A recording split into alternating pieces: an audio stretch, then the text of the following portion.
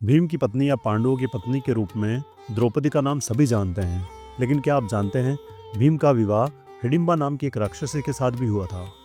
नमस्कार मित्रों, मेरा नाम है मयंक। आइए जानते हैं आखिर ऐसा क्या हुआ जो भीम ने एक राक्षसी के साथ विवाह किया। हिडिंबा भीमसेन पर आसक्त हो गई थी और उसने स्वयं आकर माता कुंती से प्रार्थना की थी कि वे उसका विवाह भीमसेन के साथ करा दें। कुंती ने उस विवाह की अनुमति दे दी, लेकिन भीमसेन ने विवाह करते समय यह वचन उससे लिया कि एक संतान पैदा होने के पश्चात वह संबंध तोड़ देगा। भीमसेन ने कुछ दिन तक हिडिंबा के साथ सहवास किया।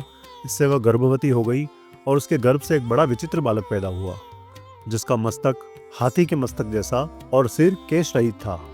इसी कारण उसका नाम घटोत्कच, घट अर्थात हाथी का मस्तक और उत्कच अर्थात केशहीन के कारण घटोत्कच पड़ा। क्योंकि घटोत्कच की माता एक राक्षसी थी, पिता एक वीर क्षत्रिय था, इसलिए उसमें मनुष्य और राक्षस दोनों के मिश्रित गुण विद्यमान थे। यह बड़ा क्रूर और निर्दयी था, लेकिन पांडवों का बड़ा आत्मीय था।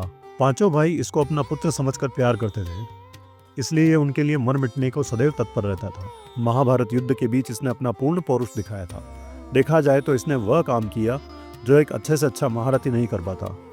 कर्ण सेनापति बनकर कौरवों के पक्ष से युद्ध कर रहा था।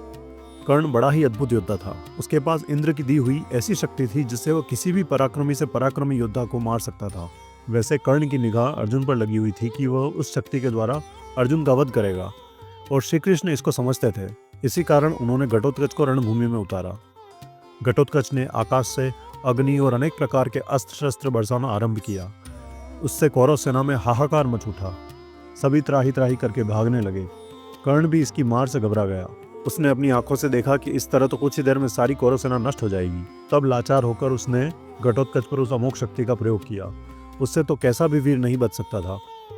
अतः घटोत्कच क्षण भर में ही निर्जीव होकर पृथ्वी पर गिर पड़ा। श्री कृष्ण को इससे बड़ी प्रसन्नता हुई, परंतु पांडवों को उसकी मृत्यु से दुख हुआ।